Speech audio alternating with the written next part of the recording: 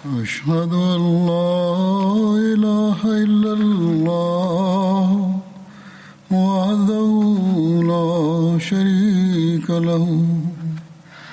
وأشهد أن محمدا عبده ورسوله أما بعد فأعوذ بالله من الشيطان الرجيم بسم الله الرحمن الرحيم الحمد لله رب العالمين الرحمن الرحيم مالك يوم الدين إياك نعبد وإياك نستعين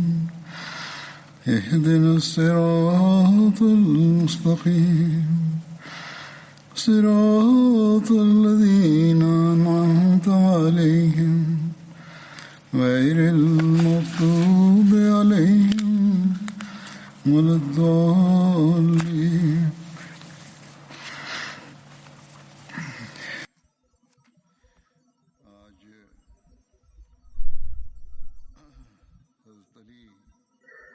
نن به د حضرت علي بن ابو طالب د ذکر نه شروع کوم. د خلفای راشدین باره کې حضرت علي بن ابو طالب بن عبدالمطلب بن هاشم، د دې د والد نامه عبدالمناف او چچا کنیت ابو طالب وو او د دوی د والدې نامه فاطمه بنت اسد بن هاشم و. دوی د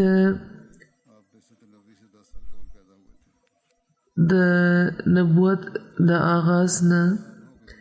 10 کاله مخکې پیدا شوي وو. د حضرت علي رضی الله تعالی عنہ حلیه باره کې بیانېږي چې د هغوی قد درمیانه وو، د سترګو رنګ یې تور وو، د وجود نه هغوی غټ وو او اوږې پلنې وې. د حضرت علي والدې د هغې نامه د خپل پلار په نامه صدیقې وه او د هغوی د پیدایش په وخت کې ابوطالب په کور کې موجود نه و. او چې کله ابوطالب واپس راغله نو هغوی د نامه د دې د اسد په ځای علي کېښوده. د حضرت علي 3 وروڼه او 2 خویندې وو. د دې ورور طالب، عقیل، جعفر او خویندې ام هاني او ام جمانه وو. دوی کې طالب و د جمانه نه علاوه باقي ټول اسلام قبول کړی و. د حضرت علي کنیت ابوالحسن، ابو سبطین او ابو تراب و. د صحیح بخاري د روایت مطابق حضرت سهیل بن سعد بیانوي چې رسول کریم صلی الله علیه و آله وسلم حضرت فاطمه کره راغلی و نو حضرت علي په کور کې نه و. نو هغوی تپوس وکړو چې ستا د تره زوی چېرته دی؟ نو حضرت فاطمې ورته وویل چې زما او د هغوی ترمنځ څه خبره شوې وه. نو هغې باندې خفه شو، ولاړ او آرام لپاره هم دلته نه و راغلی. رسول کریم صلی الله علیه و آله وسلم چې نه تپوس وکړو چې ورشو وګورئ هغه چېرته دی؟ نو هغه تن راغو دی وایي چې یا رسول الله هغې په جومات کې ویده دي. رسول کریم صلی الله علیه و آله وسلم جومات ته تشریف راوړو. هلته حضرت علي ملاست و او د هغوی د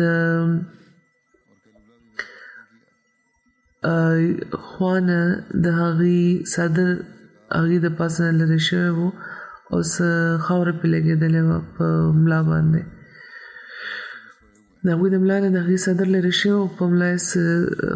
لږه خاوره لګېدلې وه. نو رسول کریم صلی الله علیه و آله وسلم ته دا خاوره صفا کړه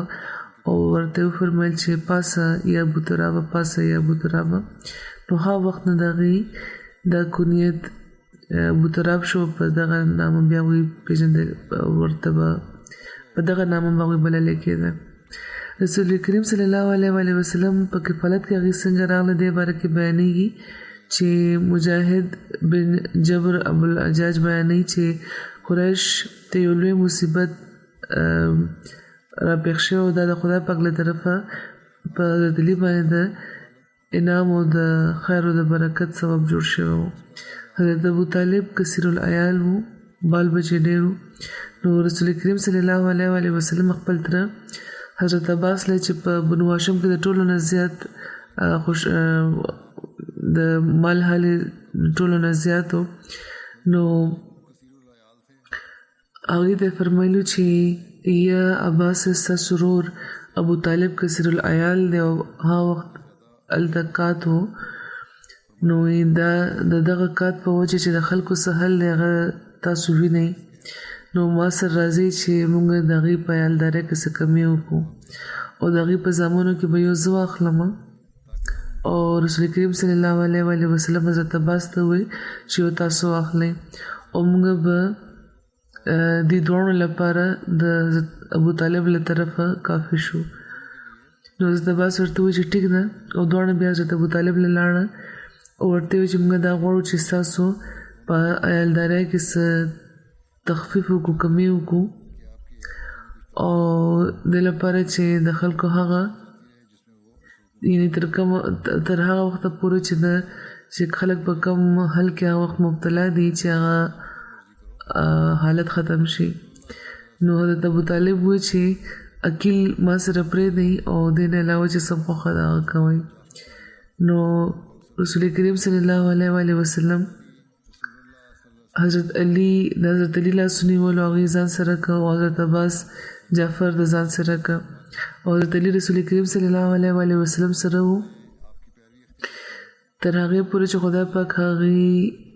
د نبي په طور مبوس که، او بیا حضرت علی د هغې پیروي اختیاره که او په هغې باندې ایمان راوړه او د هغې تصدیق وکړو، او حضرت جعفر حضرت عباس سره و، او بیا تر هغې چې هغې هم یعنې حضرت جعفر هم اسلام قبول کو، او بیا حضرت عباس د حضرت جعفر نه بې نیازه شو. د دغې خبرې تذکرې کې یعنې دا لومړی روایت حضور فرمایي د طبري و، او همدا خبره حضرت مرزا بشیر احمد صاحب داسې بیان فرمایلی ده چې ابو طالب یو ډېر زیات عزتمند انسان و، خو غریب و او ډېر په تنګۍ کې د هغې ګزاره روانه وه،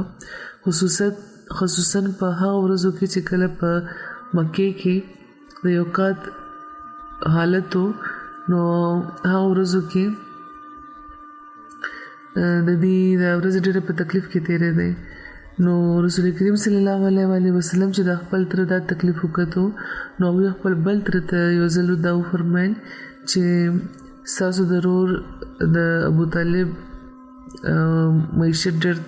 تنګ دی، په تنګۍ کې ګزاره کېږي، نو څومره به ښایي کې د هغې زامنو کې یو تاسو خپل کور ته بوځئ یو یې زه راولمه. نو حضرت عباس دغه تجویز سره اتفاق وکړو، بیا دواړه یو ځای ابو طالب له لاړه او د هغې مخې ته یې دا خواست وړاندې کړو. هغوی په خپل اولاد کې عقیل سره ډېره مینه کوله، حضرت ابو طالب. نو هغوی ورته وویل چې عقیل ما سره پرېږدئ او باقي چې کم دي کوي کې ستاسو څوک خوښ دی هغه بوځئ. نو جعفر عباس خپل کور ته راوسته او حضرت علی رسول کریم صلی الله علیه وسلم له لاړه، او د حضرت علی عمر هغه وخت تقریبا 6 کاله و. هغه دې نه پس حضرت علی همیشه د رسول کریم صلی الله علیه وسلم سره و. د حضرت علی د اسلام قبلولو باره کې ابن اسحاق دا روایت دی چې حضرت علی بن ابو طالب د حضرت خدیجې د اسلام قبلولو او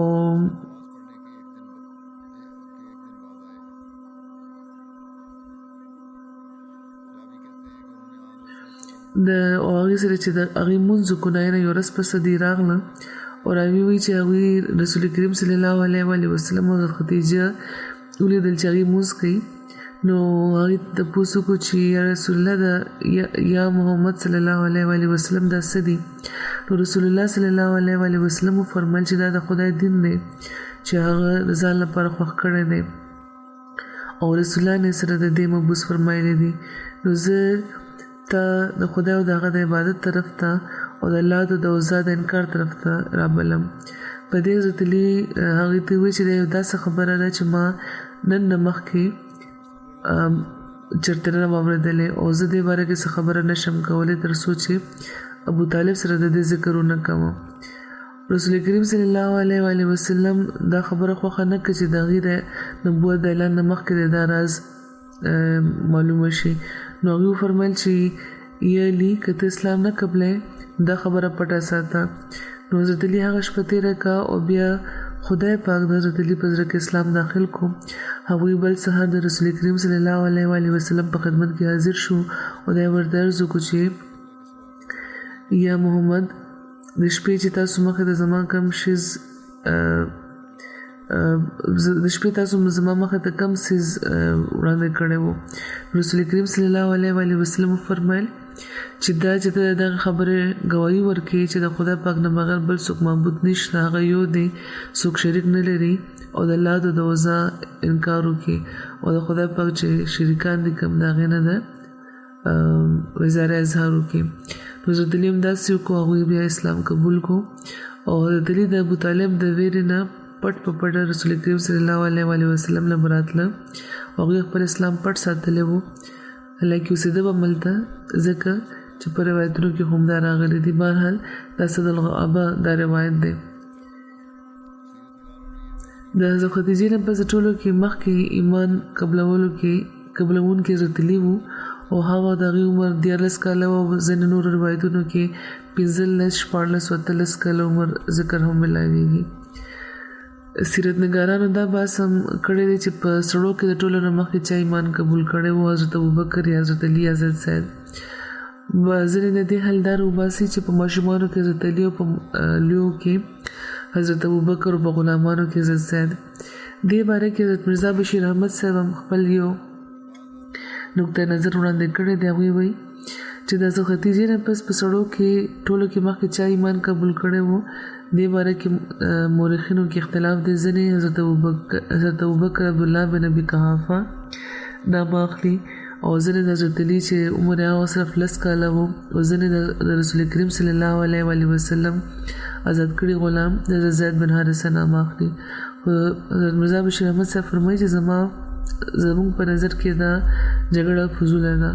حضرت علی او زید بن حارثه د رسول کریم صلی الله علیه وسلم د کور خلکو او د ماشومانو په شان هغې سره اوسېده. د رسول کریم صلی الله علیه وسلم خبره کولو د هغې په ایمان راوړل او د هغې له طرفه خو د شاید چې څه قسمه د قولي اقرار اجت هم نه و، نو د هغوی نامه په منځ کې د راوړو ضرورت نشته دی. یعنې رسول کریم صلی الله علیه وسلم فرمایلو د هغې په ایمان راوړل په دې څه فرق نه پرېوځي. یوه خبره ده، هیڅ د قولي اقرار ضرورت نشته دی، نو د هغې نامه په منځ کې د راوړو اجت نشته. او باقي چې بیا کم خلک پاتې دي نو هغې کې دا خبره منلې شوې ده چې حضرت ابوبکر مقدم و او سابق الایمان و. حضرت مسلم موعود رضی الله تعالی عنہ فرمایي چې حضرت موسی علیه السلام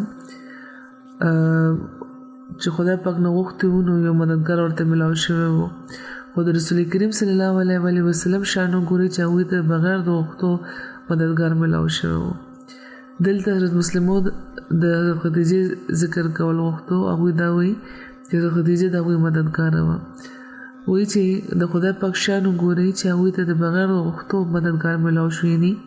د هغوی هغه اهلیه چې ورسره هغوی ډېره مینه کوله ټولو نه مخکې په هغې باندې ایمان راوړو، ځکه چې د هر تن مذهب او عقیده ازاده وي او څوک په زور په چا څه خبره نشي منلی. او دې لپاره ممکنه وه چې کله رسول کریم صلی الله علیه وسلم د حضرت خدیجې سره د خدای پاک د لومړی وحي ذکر وکړو نو هغوی د هغې مرسته نه وی کړې او دا ویلی وي چې زه به سوچ کوم او ځان مې پوهوم بیا به څه قدم پورته کوم. خو نه، حضرت خدیجې بغیر د څه تعامل او بغیر د څه توقف او بغیر د څه پسو پیش د هغې د دعوې تایید وکړو. او د رسول کریم صلی الله علیه وسلم دا فکر چې ممکنه ده خدیجه په ما ایمان راوړي دا ختم شو او ټولو نه مخکې ایمان چې چا راوړه هم حضرت خدیجه وه. هغه خدای پاک په عرش باندې ناست دا وایي چې الیس الله بکاف عبده، چې محمد صلی الله علیه وسلم ته خدیجې سره مینه کوله، هغې سره ستا محبت او ستا په زړه کې دا خیال چې چېرته خدیجه تا پرې نه دي او ته په دغه فکر کې وې چې خدیجه به په ما ایمان راوړي که نه، خو آیا ما ستا حاجت پوره کړو که نه. او دې نه پس حضرت مسلم موعود فرمایي چې دې نه پس چې د هغې په کور کې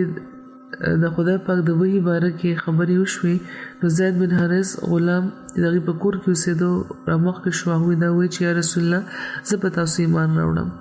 هغې نه پس حضرت علي چې عمر هغه وخت 11 کاله و او بلکل ماشوم و، هغوی چې دروازې سره ولاړو دا خبرې اورېدې چې د رسول کریم صلی الله علیه وسلم او د حضرت خدیجې ترمنځ کېدې.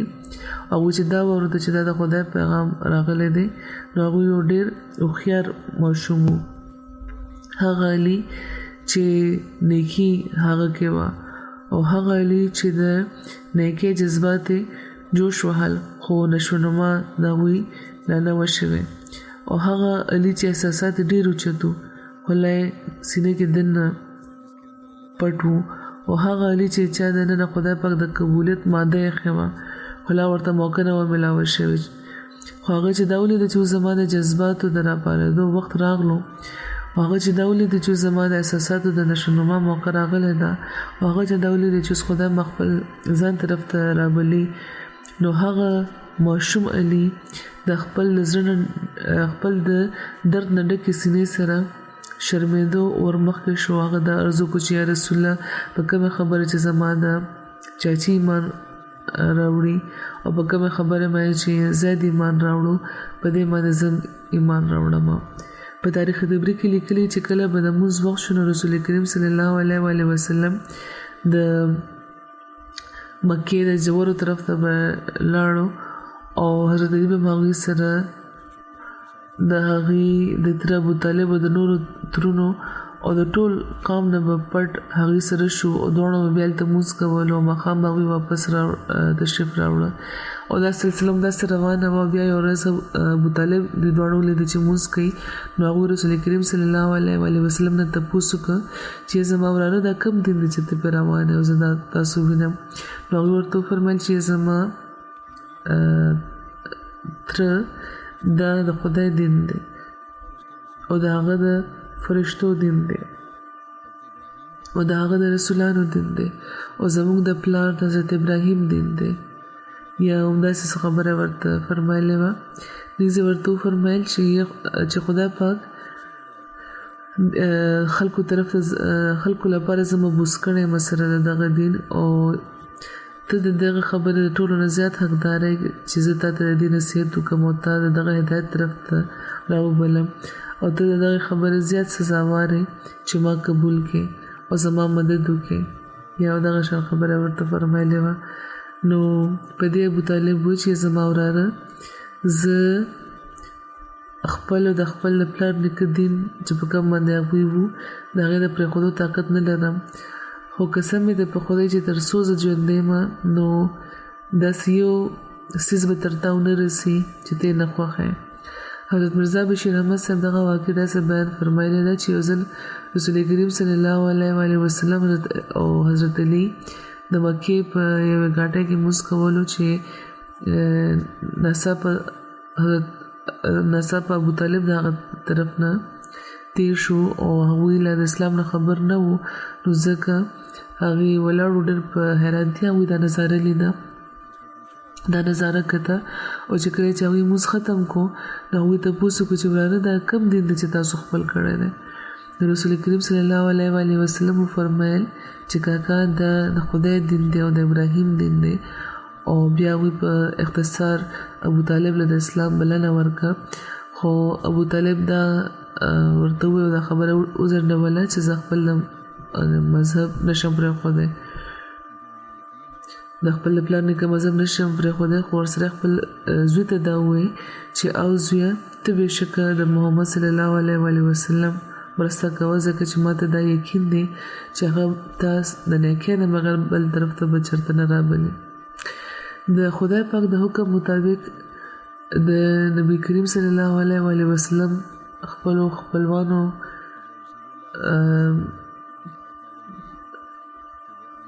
ته چې کومه بلنه ورکړې وه هغوی چې کوم ویرولي وو د خدای نه د هغې ذکر یو ځای کې ملاویږي. حضرت برا بن عازب بیانوي چې کله رسول کریم صلی الله علیه وسلم باندې دا آیت نازل شو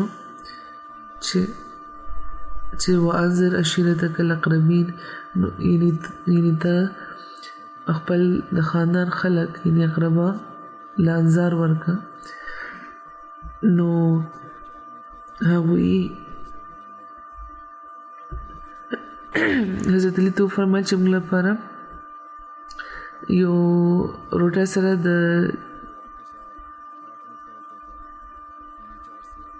د چیلی پتون تیار کا او په یو روایت کې د یو سا خوراک په ځای د یو مود لفظ ملاویږي.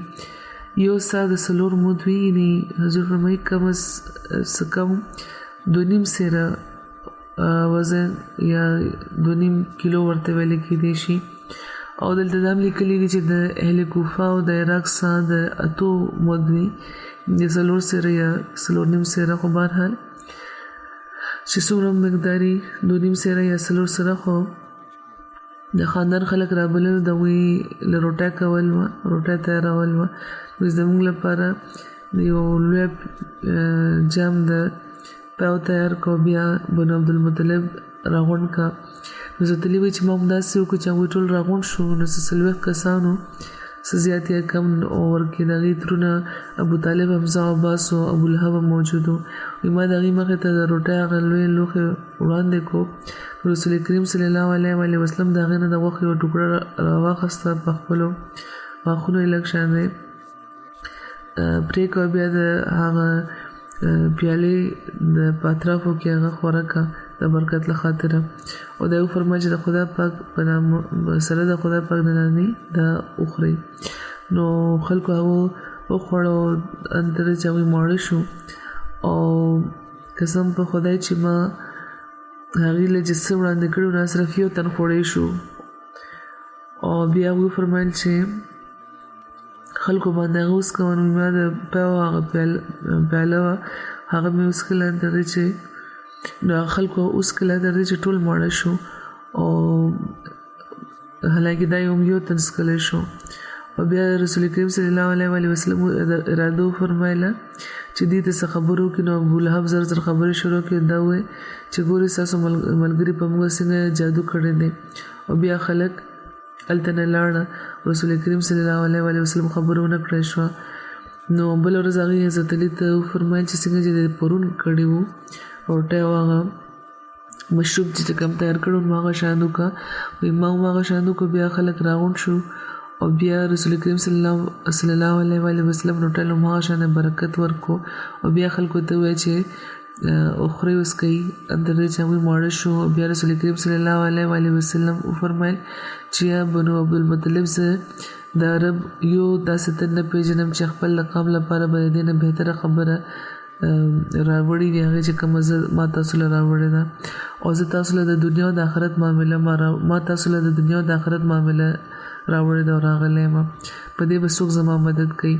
حضرت علي وایي چې په دې ټول خلک خاموشه وو. او ما عرض وکړو چې یا رسول الله زه باوجود د دې چې ټولو کې کم عمره یم زه ستاسو مددګاره یم. په سیرت خاتم النبیین کې دغه خبره ذکر کې حضرت مرزا بشیر احمد صاحب لیکي چې رسول کریم صلی الله علیه وسلم حضرت علي ته ارشاد فرمایلی چې د یو دعوت تنظیم وکړه او په دې کې بنو عبدالمطلب راوغواړه چې د دې په ذریعه هغې ته د حق پیغام ورسولی شي. نو حضرت علي د دعوت تنظیم وکړو. هغوی خپل چې کوم جغد خپلوانو چې کم زیات 40 کسانو په دغه دعوت کې هغوی راوختي وو. او چې کله هغوی روټۍ وخوړه او څه تقریر بیا رسول کریم صلی الله علیه وسلم شروع کول غوښته. نو بدبخته ابولهب سره څه خبرې وکړه چې په هغې باندې ټول خلک هلته نه لاړل. نو حضرت علي رسول کریم صلی الله علیه وسلم ته وفرمایل چې دا موقع خو لاړه. رسول کریم صلی الله علیه وسلم حضرت علي ته وفرمایل چې دا موقع خو لاړه، اوس یو ځل بیا د دعوت تنظیم وکړه. او بیا چې د هغوی خپلوان راغونډ شو نو هغوی ورته بیا داسې وفرمایل چې بنو عبدالمطلب ګورئ زه ستاسو طرف ته راغلی یم او هغه خبره مې راوړې ده چې دې نه زیاته ښه خبره یو تن هم د خپلې قبیلې طرف ته چېرته نه ده راوړې. زه تاسو خدای پاک طرف ته رابلم او که تاسو زما خبره ومنله د دین او د دنیا د بهترینو نعمتونو وارثان به شئ. اوس راته وایي چې په دغه کار کې به څوک زما مددګاره وي. نو ټول خاموشه وو. په مجلس کې هر طرف ته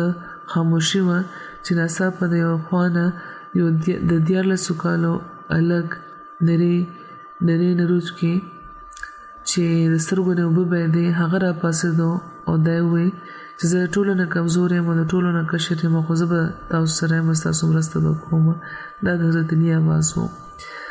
رسول کریم صلی الله علیه وسلم د حضرت علي د الفاظ چې واورېد نو هغوی خپلو خپلوانو طرف ته وکتل او دی وفرمیل چې که تاسو پوهېږئ نو دغه ماشوم خبره واورئ او یې منئ. او حاضرینو چې دا نظاره ولیده نو هغوی د عبرت حاصلولو په ځای په خندا شو او ابولهب خپل مشر ورور ابو طالب ته دا وویل چې دا محمد اوس تاله دا حکم درکوي چې ته خپل د زوی پیروي خپله کړې او دا دغه خلکو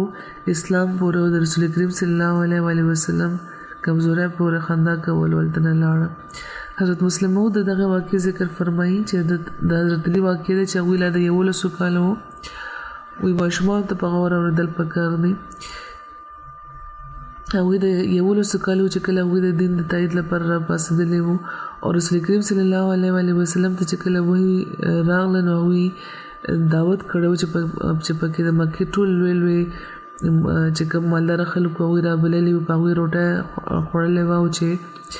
هغوی ودرېدو. دی وفرمیل چې زه د خپلې دعوې باره کې خبره کول غواړم نو په دې هغه ټول خلک وتښتېدل دلته نه.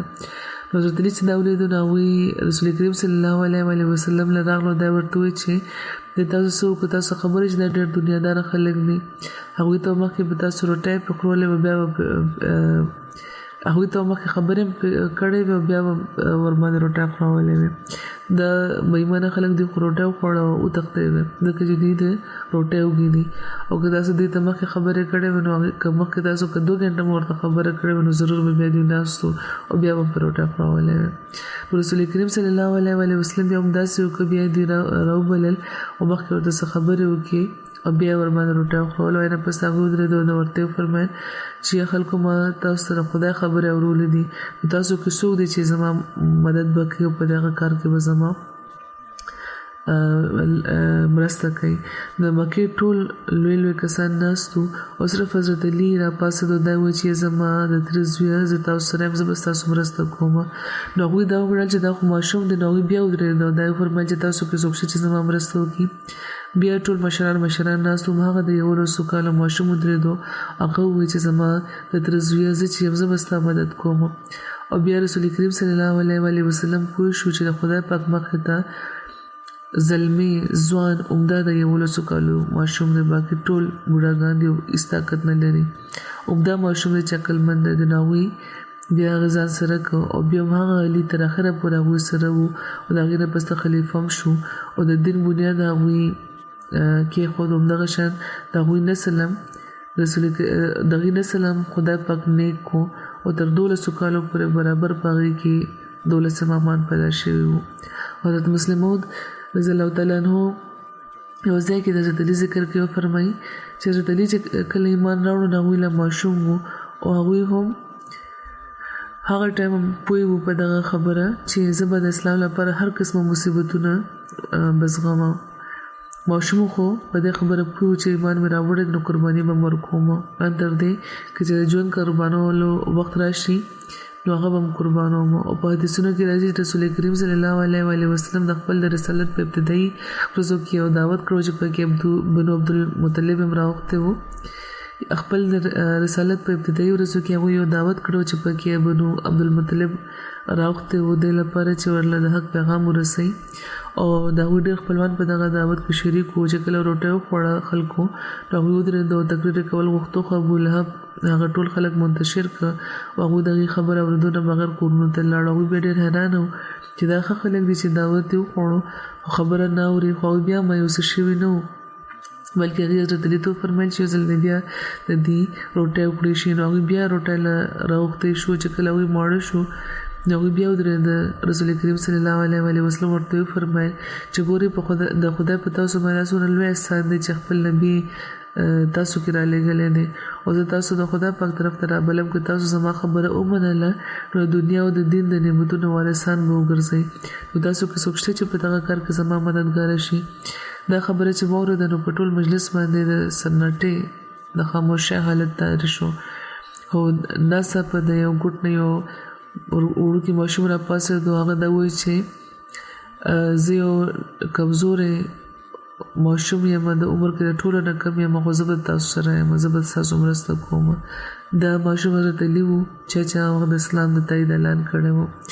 د حضرت علي د قربانۍ واقع چې د رسول کریم صلی الله علیه وسلم د هجرت په وخت حضرت علي ورکړی وه د دې ذکر داسې ملاویږي چې د مکې خلکو د یو بل سره مشوره وکړه او د رسول کریم صلی الله علیه وسلم په کور باندې د حملې کولو د هغوی د بندیوان کولو یا د هغوی د وژلو منصوبه چې جوړه کړه نو خدای پاک په وحي رسول کریم صلی الله علیه وسلم ته د دشمنانو دغه اراده معلومه شوه او هغوی د خدای پاک د مدینې طرف ته د هجرت اجازت ورکړو نو هغوی د هجرت تیاري وکړو حضرت علي ته یې وفرمیل چې هغوی به دا شپه د هغوی په بستره کې څملي نو حضرت علي د رسول کریم صلی الله علیه وسلم هماغه سور حضرمي څادر ځان نه تاو کول ته په هغې کې وده شو او د مشرکانو هغه ډله چې د رسول کریم صلی الله علیه وسلم په تاک کې ناسته وه هغه سهار وخت د رسول کریم صلی الله علیه وسلم په کور کې داخله شوه او حضرت علي د بسترې نه راپاڅېده او حضرت علي ته هغوی جوخت شو نو هغوی وپېژنده نو تپوس یې ته نه وکړه چې ستا ملګری چېرته دی د رسول کریم صلی الله علیه وسلم باره کې هغوی تپوس وکړه حضرت علي وفرمیل چې زه نه یم خبر آیا زه د هغې نګران وم تاسو هغې ویلي چې د مکې نه وځه نو هغې لاړه نو مشرکانو بیا هغې ته غوسې وکړې او هل ډکولې ورسره وکړو ونیو او خانه کعبې ته یې بوتله اوس ساعته پورې هلته محبوسه ساتلې وه بیا یې پرېښوده او بیا یو سیرت په کتاب کې لیکلي چې حضرت علي د رسول کریم صلی الله علیه وسلم د ارشاد مطابق 3 ورځو پس د مکې د خلکو امانتونه واپس کړي وو بیا هجرت کړی وو او نبی کریم صلی الله علیه وسلم له رسېدلی وو او بیا هغې سره هغې په قبا کې ام کلثوم بن حتم کره ایثار وو په سیرت خاتم النبیین کې دغه واقع د هجرت دوران چې کومه واقع شوې ده دغه ذکر داسې راځي چې د شپې تیاره وه او د قریش د ظالمان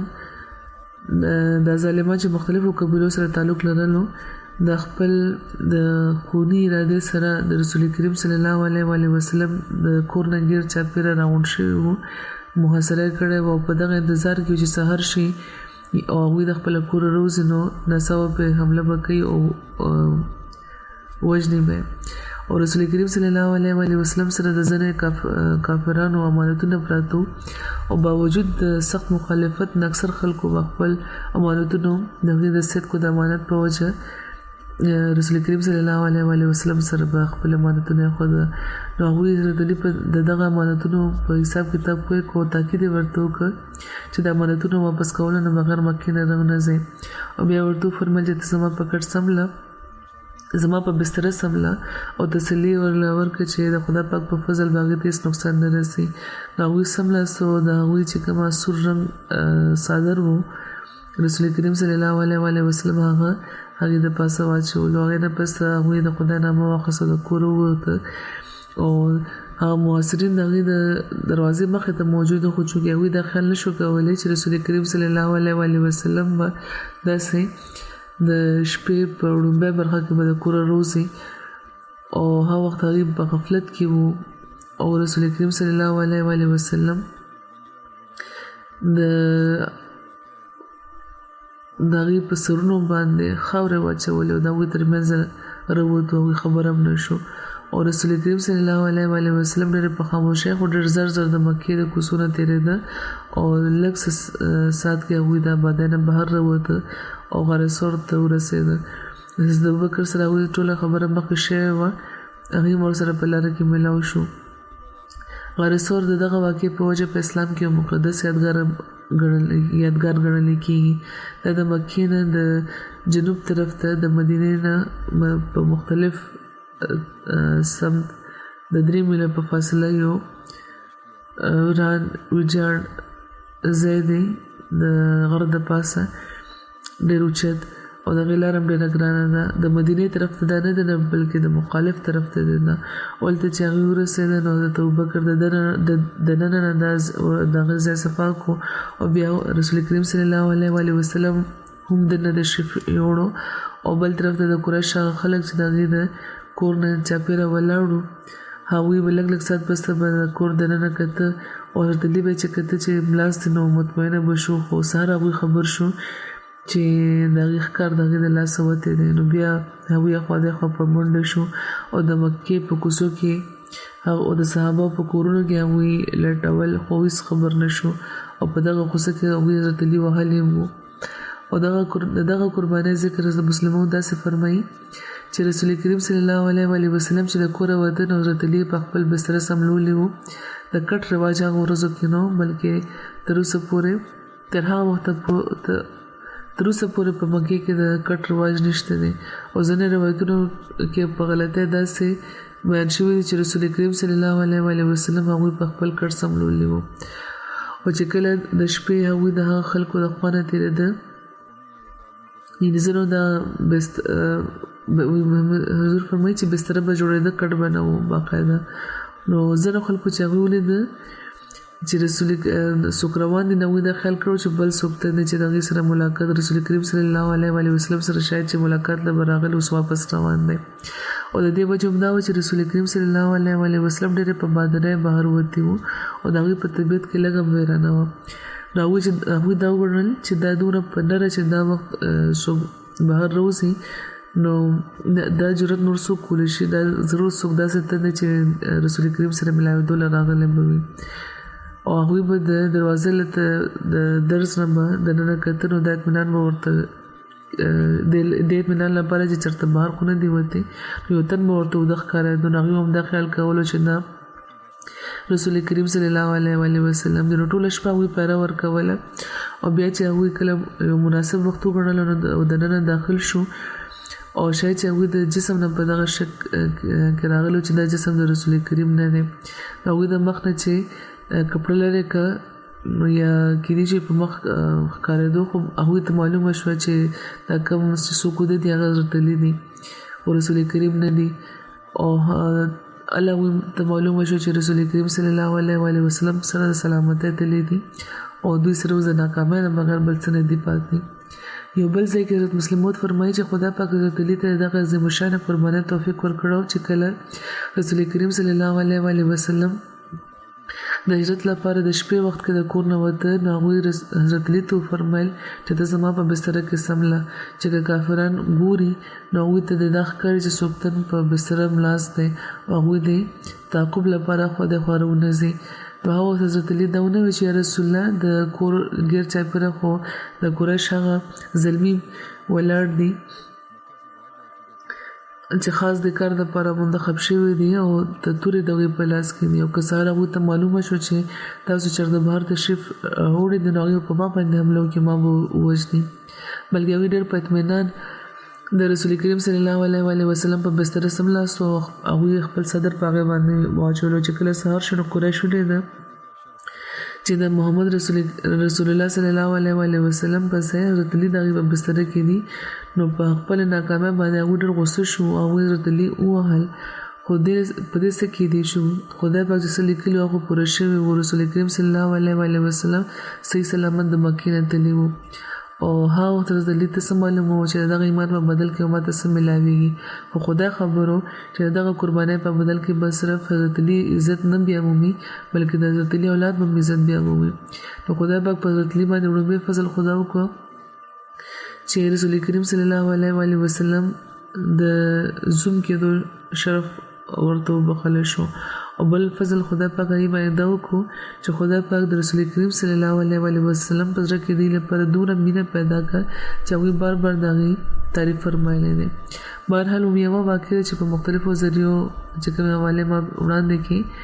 نو اصل واقع په لحاظ خو یو څیز وي خو په مختلفو رنګونو کې چې کله بیانېږي نو دې لپاره چې د دې چې کوم تفصیل او تشریح ده هغې کې ځینې نوې خبرې معلومې شي یا نوې انداز کې وړاندې کړي شي چې پکې بیا نور ډېر اړخونه هغې مخې ته راشي د هغه تن یا د صحابي او دلته د حضرت علي په معامله کې د حضرت علي چې کوم د شخصیت مختلف اړخونه دي هغه وړاندې شو نو د رسول کریم صلی الله علیه وسلم چې کوم تعلق هر صحابي سره دغه هم معلومیږي دغه باره کې ځنه وخت چې واله په مختلفو زونو کې وړاندې کې خو د ځای مختلفې د هر حواله ځکه وړاندې کوم او دلته د حضرت علی په حواله هم دا خبره متمعلومیږي خو بهر حال سر فرمایي چې د علی ذکر روان دی او باقي به ان شاء الله آینده وړاندې کوم حضور فرمایي چې دا وخت به زه مرحومینو ذکر کوم او جنازې به کوم د کټولو کې مخکې ډاکټر طاهر محمود صاحب شهید دي د طارق محمود صاحب زوی مړ بلوچ ضلع ننګانا دي د احمدید مخالفانو په شلم نومبر کال 2020 د جمعې د موز نه پس ته 13 جمعه فارن کړو شهید کړي ونه الله و نه راجون د تفصيلاتو مطابق شهید مرحوم د خپل پلار طارق محمود د خاندان نورو خلکو سره د 15 نومبر د جمعې د موز لپاره خپل مکرم محمد حفیظ کړه راغون شوی وو او د جمعې موز نه پس تقریبا 2:30 بجې خپل کور ته تلو لپاره چاوي بهر راغلو په کوڅه کې موجود مهد نوم یو 14 کالو ولکو چې تمانچه ورسره ونه هغه فایرینګ وکړ د فایرینګ په نتیجه کې ډاکټر طاهر محمود په موقع شهید شو ان لله و انا الیه راجعون د عمر یو د ښکاله وو په دغه حمله کې د دی والد طارق محمود صاحب چې 55 کال عمر د سیکریټری مال دی او سابق صدر دی په سر کې ګوله لګېدلې او سخت جوړ دی ولا په هسپتال کې د علاج روان دی او د دوی تر مکرم سید احمد مقصود صاحب چې 15 کال عمر دی او د صدر جماعت دی او مکرم طیب محمود صاحب چې زعیم دی د خدا مولا احمدی د 14 کال عمر دی د فارغ په نتیجه کې زخمی شوی دی او زخمی شوی وو څه وخت پورې په هسپتال کې دا علاج کېده او خو خوشو خود دي چې کوم والد دی هغه د شهید هغه زیات جوړ دی او حمله کوونکی د دوه میگزینونو چې فایر کړ او بیا دریم میگزین هغه لوډ کولو چونی ولې شو خو بهرحال حضور فرمایي چې دښمنۍ یو نوې رموسهل ته په دغه لحاظ شروع کړ د خلکو چې د وړو کې مر خلک هغه را پاري پاغي دغه په ذریعہ حمله کوي چې بعد کې بیا په عدالتونو کې ویل چې دی خو بالغان نه دی او د سزا کم وشي یا سه معاف شي په مختلفو طریقو چې کوم هغه ازمایلي دي او بیا دا و چې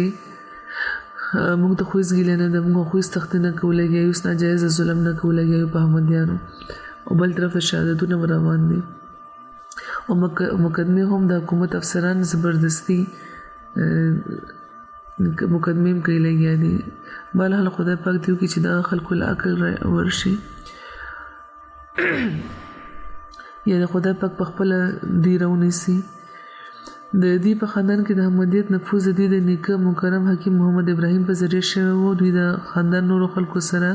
د 14 کال په عمر کې د خلافت ثانیه په دور کې بیعت کړی وو او شهید مرحوم جودي اسلامي کالج لاهور نه FSC کړی و او د نه پس 2014 کې دوی ماسکو روس ته لاړه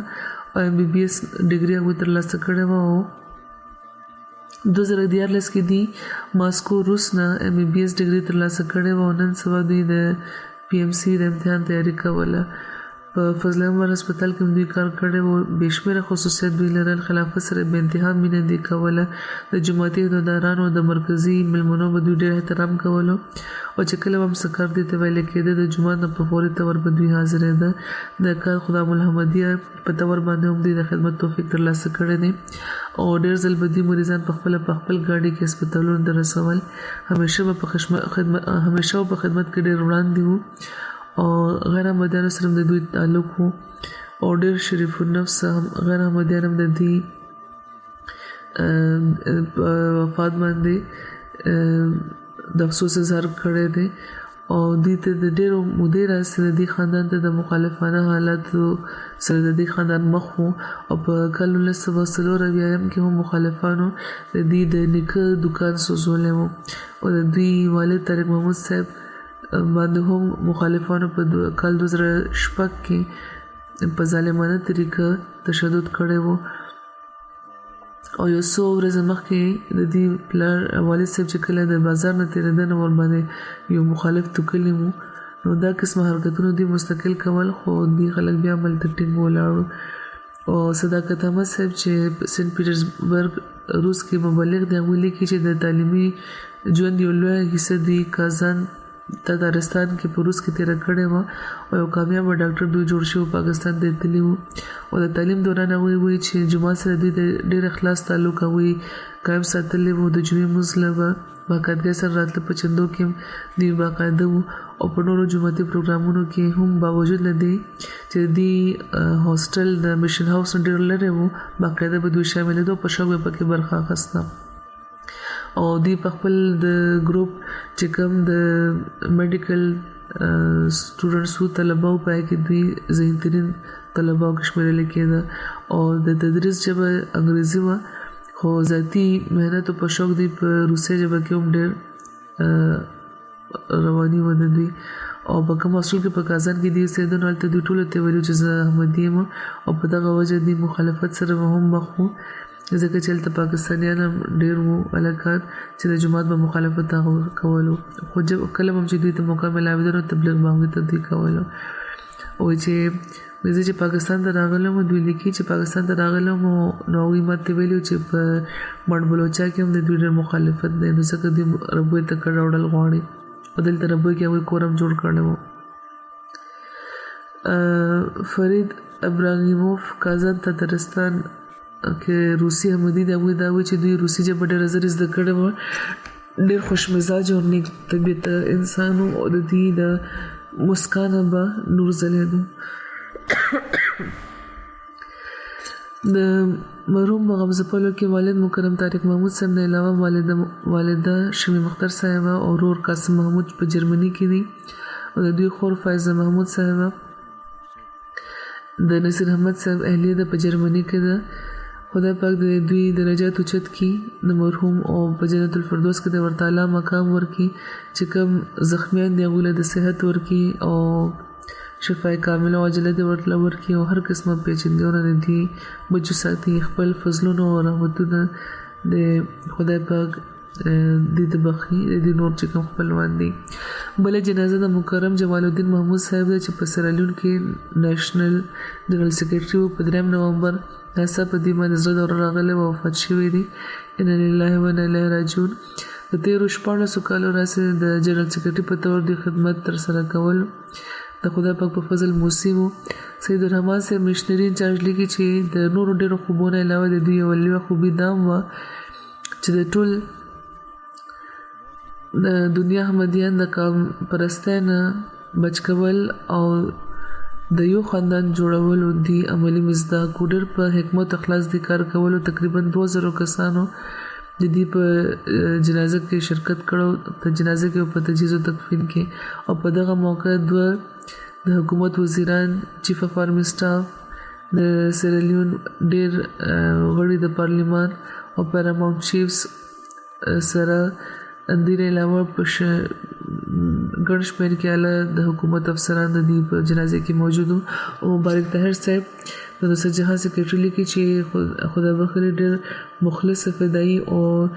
د زړه نه د جومات خدمت کوونکي وو او ډېره موده راهیسې دوی د جنرال سیکریټري په طور د خدمت توفیق ترلاسه کولو او احمدي پرنټنګ پریس سیرالیون نایب منیجر هم وو غانا سره دوی تعلق لرلو د دوی والد مکرم ابراهیم چې د حضرت مولانا نذیر احمد مبشر صاحب د تعلیم په میدان کې خدمت لپاره سیرالیون ته لیږلي وو دوی لیکي چې مبارک طاهر صاحب چې 14 کالو پورې جمال صاحب ما سره په روګپور کې اوسېده او د دوی والد د تعلیم لپاره دوی ته پرېښی وو او د سر راسې دوی ډېر دینداره وو سره د جمع لمونځ او نور جوماتي خدمتونو کې به دوی وړاندې وو او د روګپور خدامو سره به یو ځای دوی د تبلیغ او د ارشاد کار کولو عثمان طالع صاحب چې د رقیم پریس سیرالیون انچارج دی هغوی وایي چې جمال الدین محمود صاحب د خاکسار نه مخکې هلته د انچارج په تور کار کولو او ما سره د 12 کالو وخت تېر کړی دی او د دې موده کې هغې چېرې هم د دا اظهار نه کړی چې خاکسار دی نه کشر دی او نه تجربه کاره دی بلکې همیشه باید په احترام دوی سلوک کول او دا به وي چې تاسو مبلغ یې او خلیفة المسیح تاسو تکرر کړی دی او چېرې هم داسې نه ده شوې چې هغوی په یو معامله کې د خاکسار اطاعت نه یې کړي او اطاعت او عاجزي پکې بې کچه د اطاعت عاجزي پکې دومره وه چې څنګه کله هم چې ورته څه کار ویلی کېده نو فوراً به هغې شروع کړو په هره ممکنه طریقه به یې د پوره کولو کوشش کولو. وایي په اکثر په دغه ټوله موده کې دوی نه ډېر څه زده کړي دي. هره ورځ به دوی بله هغه د تهجد لمونځ کولو او د سره د جمعې لمونځ به دوی ډېره پابندي کوله. لمونځ به هم داسې و چې خاص به د رش قابل و او همیشه ډېر په خشوع خضوع په تسلی به دوی لمونځ کولو. خلافت سره د دې عشق او هره خطبه به دوی ډېر په ادب اورېده. او بیا د لیکي چې د سیریلیون کلچر مطابق جمال صاحب ډېر ماشومان ځان سره کور کې ساتلي وو، په خپل خرچ په تعلیم کړی وو. ډېر دا وخت اعلی ډېر ښه ملازمتونه کوي لګیا دي او ډېر په ادب او په مینه دي یاد دي. نوید قمر صاحب مربي لیکي چې د جماعت په تحریکاتو کې به دوی خبر خان خسته د خپل مور پلار او د خاندان د نورو مشرانو په نامه دوی د طریق جدید او د وقف جدید اضافي قربانۍ به کولې او چې کله به خپل ابایي کلي روکوپور ته تلو نو د مصروفیت نه باوجود به په وخت جماعت ته رسېده او عموما د ماښام او د ماسخوتن ترمنځ چې کوم وخت نو هلته هغه وخت به دې خلکو ته د جماعتي تعلیماتو باره کې وی او خصوصا د خلافت احمدیه اهمیت او د برکاتو د سره د وابستګۍ مضمون به ډېر په ښه طریقه دي خلکو ته ویل. او بیا لیکي چې ټولو خلکو سره د مینې د محبت تعلق و او د دې په وفات باندې احمدیان او غیر احمدیان ټول خپه وو، د هغې سترګو کې اوښکې وې او همدا وجه ده چې د دې په جنازه کې د خلکو لوی شمېر کې خلک شامل شوي وو او خواوشا علاقو نه هم خلکو اوږد سفر کړی و شامل شوي وو. د دوی دوه ښځې وې او لومړۍ ښځه د دې علیحدګي شوې وه خو اولاد هغې نه وو چې دوه زامن او دوه لوڼې وو. یو د زوی واده شوی دی او د لورې په استرالیا کې ده، باقي په غانا کې سبق وایي، دوه غانا کې ماشومان سبق وایي لګیا دي، یو سیریلیون کې. د بلې ښځې نه د هغوی اولاد نشته دی. بهرحال خدای پاک دې سره د رحم مغفرت او د رحم سلوک وفرمایي، درجات دې ورلوچت کړي او ماشومانو ته د دې د نیکۍ جاري ساتلو توفیق ورکړي. بله جنازه د عبدالسلام صاحبې ده چې د مکرم چودھری صلاح الدین صاحب اهلیه وه، سابق ناظر ناظم جایداد او مشر قانوني ربوه چې په 19 اکتوبر وفات شوي دي. انا لله و انا الیه راجعون. د دې خاوند چودھری صلاح الدین صاحب د حضرت مسیح موعود علیه السلام د صحابي حضرت چودھری عبدالله خان صاحب او د حضرت حمنا بی بی نوسی وو. د دوی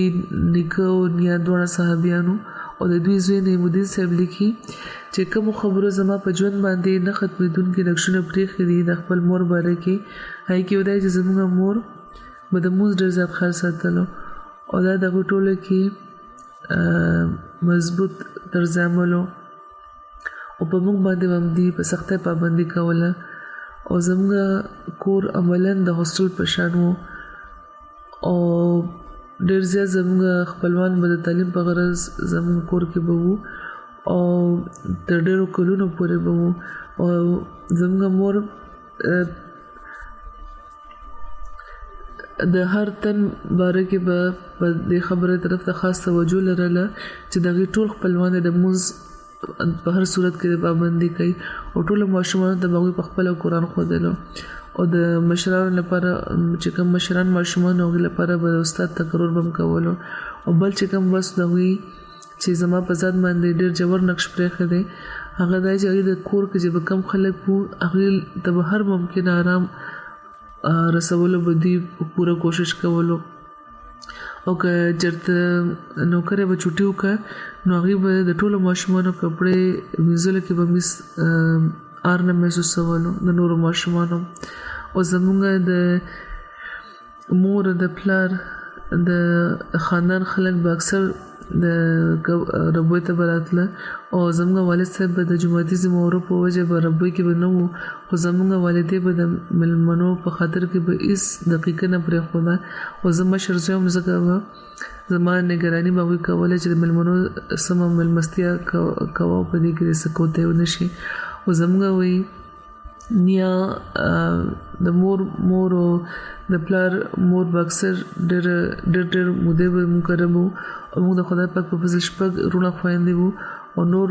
ګڼ شمېر کې هم د خاندان ماشومان هم د تعلیم په غرض موږ کره وو خو د ټولو حالاتو باوجود به د ټولو بزګرانو به تر ډېرو کلونو پورې هغوی ډېر په حسن رنګ کې خدمت کړی دی او د جلسې سالانه په موقع د مبالغې نه بغیر 80 یا 90 میلمانه به شو او د هغې د قیام لپاره د هغوی د خوراک لپاره به کور کې به دوی خیمې لګولې او د بسترو لپاره به انتظام دوی کړی و او دا ټول انتظامات به زموږ مور او پلار ډېر په مینه او په خوشدلۍ او په فراغ زړه کولو او هر خپلوان سره به د استثنا نه بغیر هغوی د مینې او د میلمستیا د مهمان نوازۍ اظهار کولو د دوی یو خورۍ لیکلي دي چې ما د دې په کور کې سارو ما تعلیم ترلاسه کولو او دا یې چېرې هم نه دي شوي چې د سهار روټۍ دوی چېرته موږ له ماښام له راکړې وي یا ماښام پاتې روټۍ په موږ باندې سهار خورلې وي بلکې د ناشتې په وخت به تازه پراټې او تازه ماسته همیشه موږ له راکول او دومره به خیال ساتلو د پردو ماشومانو هم یعنې کم خپلوان ماشومان چې دوی کره به وو تعلیم لپاره حالانکه خپل اولاد هم کافي وو او د سلسلې خلفا سره د مینې او د اطاعت مثالي تعلق دوی لرلو بیا دې وایي چې دغه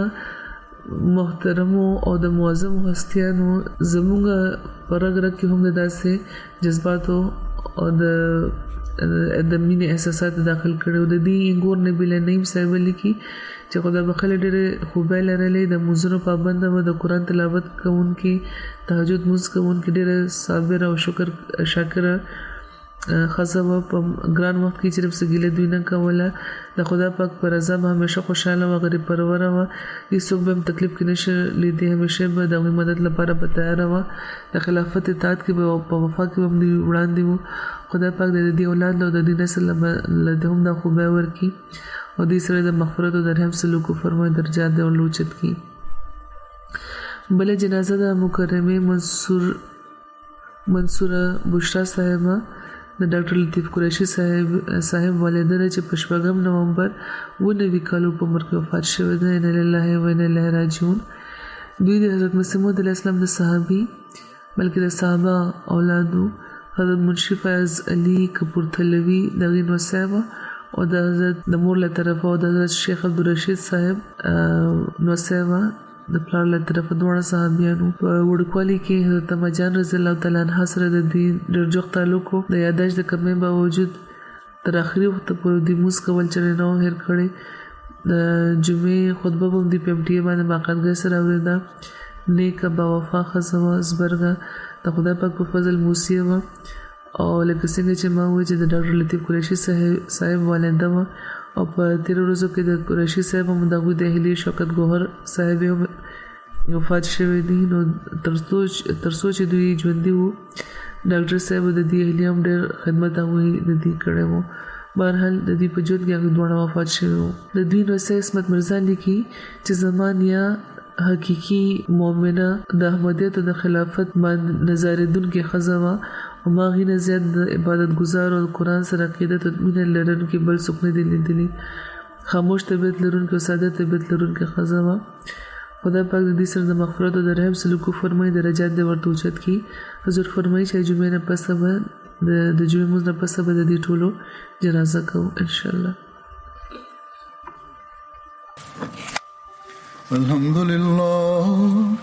الحمد لله نحمده ونستعينه ونستغفره ونؤمن به ونتوكل عليه ونعوذ بالله من شرور أنفسنا ومن سيئات أعمالنا من يهده الله فلا مضل له ومن يضلله فلا هادي له ونشهد أن لا إله إلا الله ونشهد أن محمدا عبده ورسوله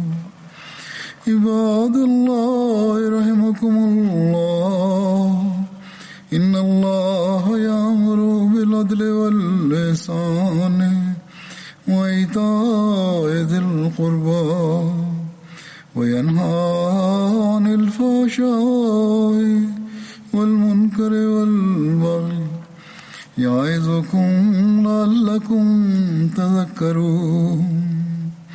اذكروا الله يذكركم